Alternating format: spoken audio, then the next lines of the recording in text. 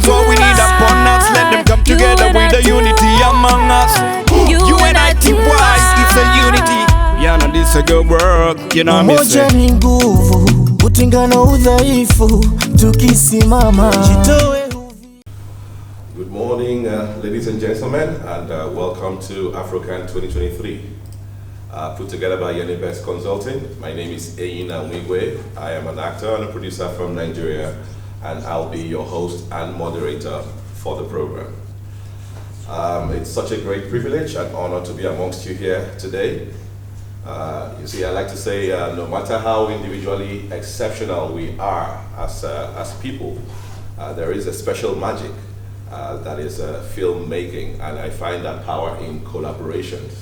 And we're here today to discuss further on how we can move the conversation forward in building structure and enabling the environment and shaping the continent of Africa through film.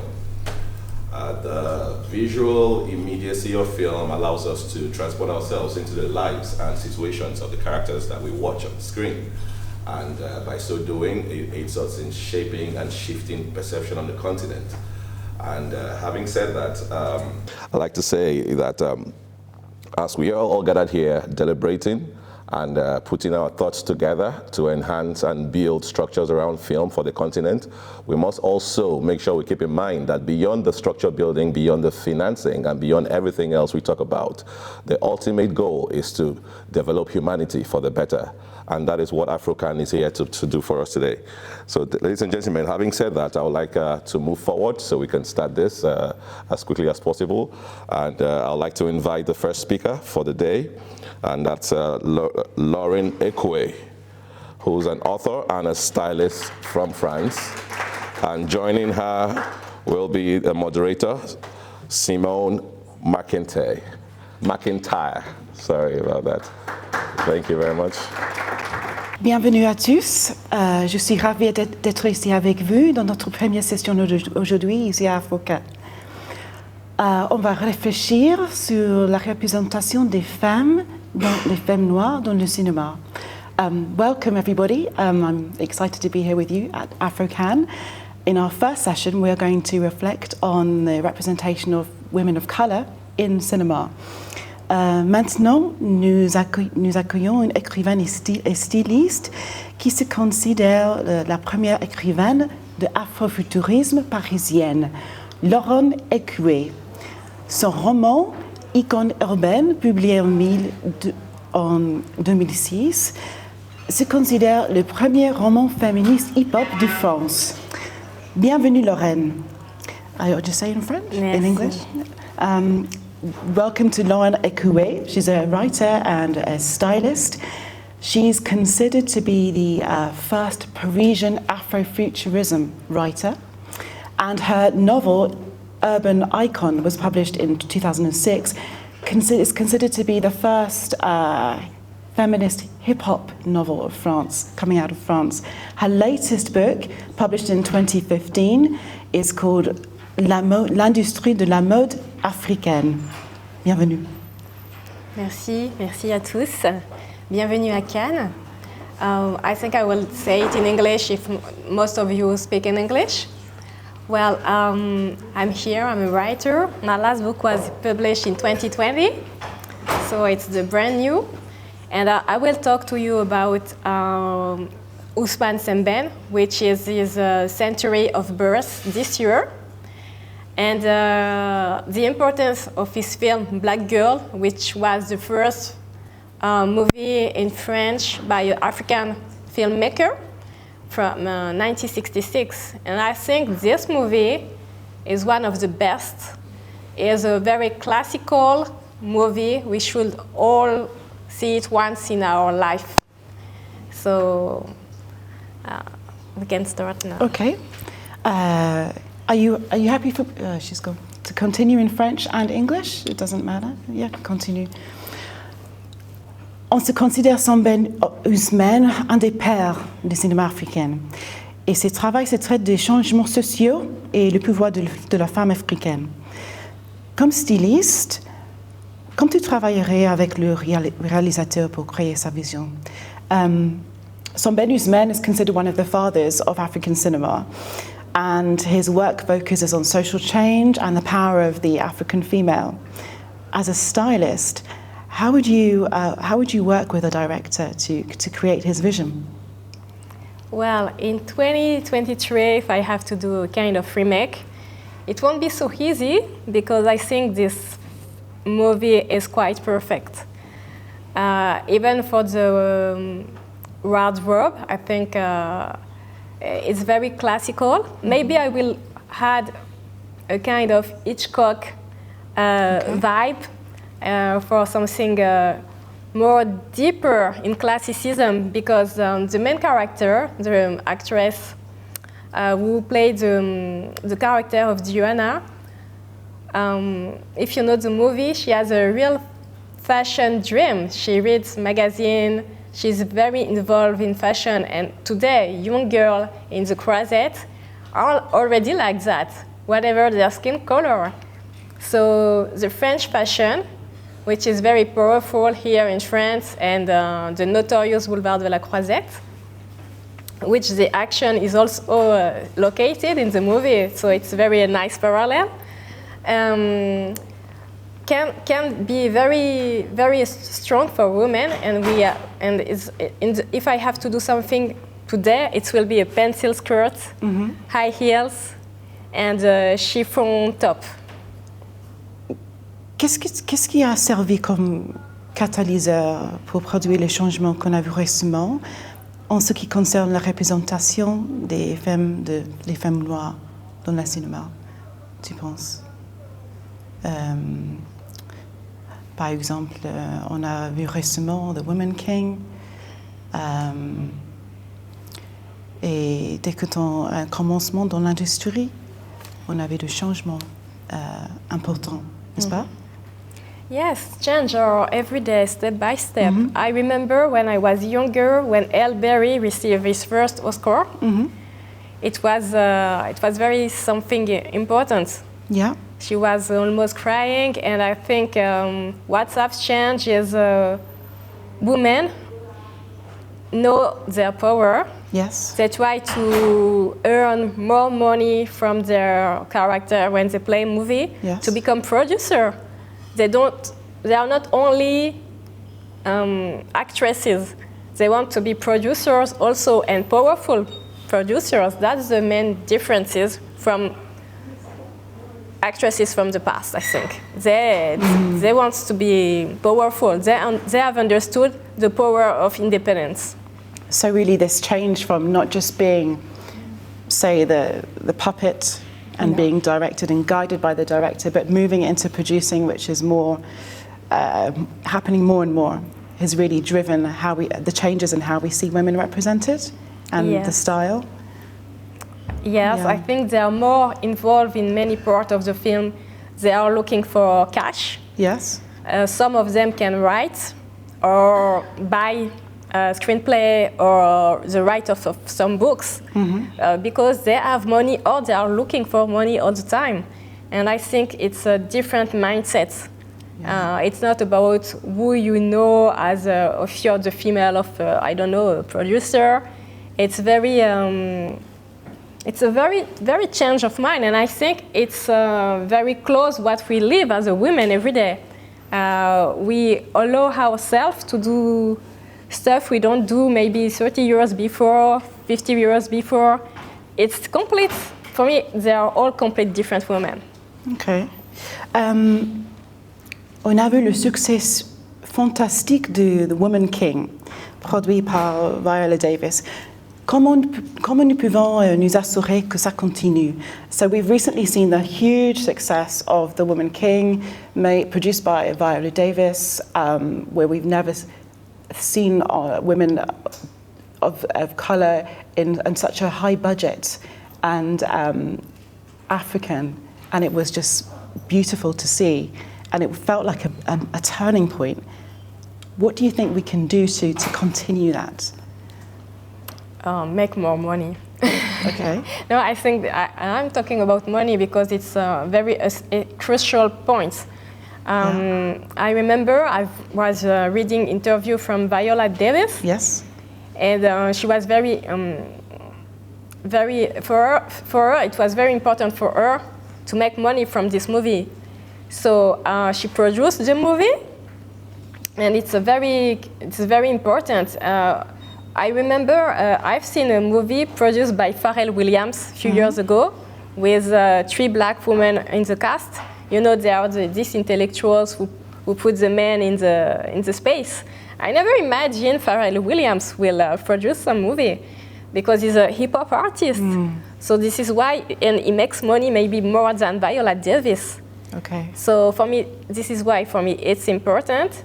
And she has bought the rights of the screenplay of something very powerful in West Africa. I'm from Togo, and I know Agoji because it's close. My country is close, Benin. So it was a story. I grew up with this kind of story. I never imagined them on a screen. It's because I'm a writer. I read many books. I know the story. But it was a close African story. It wasn't widespread, so she did an amazing job. Yeah. Really. So really it's that coming from a business mindset rather than first, then creative, Yes. you think has been the key for that? I think it's one of the keys because an actress like Viola Davis have a life of struggle. She's very honest about that. And everything in her life was a battle, a real fight. And she has understand the power, the difference when you're actress on just a movie and when you're the boss. I think female bosses are the new trend for women today, whatever their skin color. They all want to be, they all want to have their touch. Yeah. They really, they take places like never before. Yeah.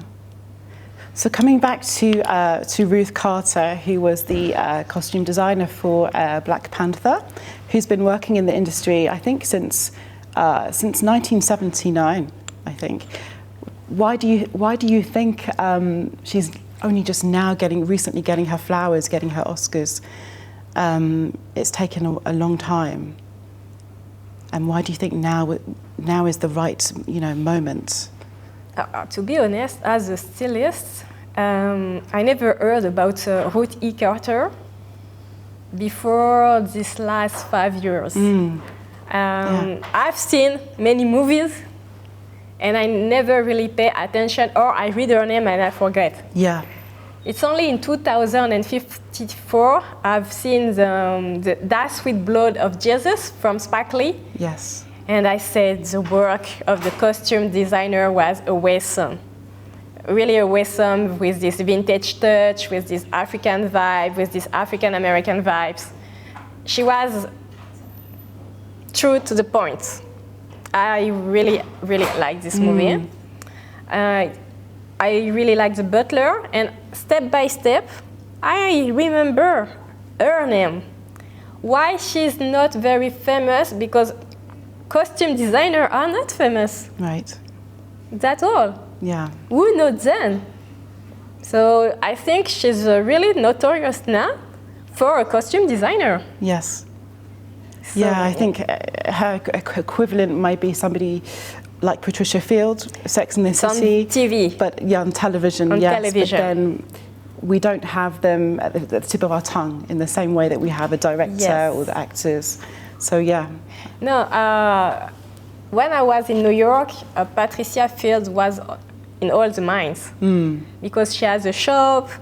I think she has a shop or something like that. Yes. And Sex and the City, it's maybe strange what I will say, but in the popular culture, it's maybe more powerful than some movies. Yeah. So this is why she's maybe more notorious than Patricia Field. But it's the same stuff, and Patricia Field has done a lot for this job. Okay. Also. I was wanting to know, what do you think have been, in your opinion, the most standout moments in fashion on film? What is the? les looks emblématiques plus importants pour... I think many movies in the 50s, Uh-huh. Dorothy Dandridge with all the glamour. Yes. All these actresses, Rita Hayworth. Yes. All this vintage glamour is something very attractive. Mm-hmm. I think also you can find this in other movies. I remember when I was a teenager, when I see Coming from America. Yes. I really like it. The first scene when people have feathered dress, it was very attractive. It was maybe the first time on TV, on movie, I've seen something so exotic, close to African, but not very African also. Yeah. It was a mix. So it was very great experience. But of course, the Hollywoodian standard of fashion are in the 50s, definitely. You have perfect hairdress, perfect dress. Everything is perfect almost. For when you think about glamour, it's always this kind of people, this kind of area. Yeah. So do you have a favorite look or a film that you can think of that's more recent? Naturally, I'm a big fan, of course, of Hitchcock. Okay. Because, but my favorite movie will be a movie La Noire 2, a black girl from Ousmane Sembène, and a movie with Catherine Deneuve, which she's dressed by Yves Saint Laurent. Or the movie, it's what's the name of the movie already? With a Spanish director, and she plays Séverine, someone who is married with a doctor, and she's very bourgeoise. Belle de Jour, yes, and I think it's it's a movie very important for all the people in fashion. Belle de Jour. Iconic. Ah, yes, very iconic. Belle de Jour. I like Belle de Jour a lot. She's great. I think we've time for questions, yeah? Do we have any questions from the audience about the role of fashion in film for Lorraine? My question is, do you have any projects you're working on at the moment that we know about? No, I'm working on on a book. So I'm a stylist because in French, stylist is a term you can apply to a writer and to a fashion to someone who works in fashion as a designer or for a stylist photo. You know, I don't do clothes. I take clothes from a part to a part and I put it on someone. Okay. You know, that's the difference. So for the moment, it's not really. I never start a career as a costume designer. I only do this for singer or for model, and it's a different job because when you're a costume designer, you have to have, for example, you have to have this top, for example, in three items the same. Sometimes, so it's or you have to make yourself the clothes. It's It's a different job, but I can understand the mindset. I think we've run out of time, but I'd like to thank you, Lorraine, for joining us today and for opening AfroCan. And you're great, and we're going to check out your book. Do you want to tell us the book again? Name of the latest novel? Oh, it's not a novel, it's an essay, right? Yes, it's an essay. My last book, it's L'industrie de la mode africaine. In English, The Industry of African Fashion. It's the title of my last book, published in 2020. Brilliant. We'll all go and get it. Thank you very much.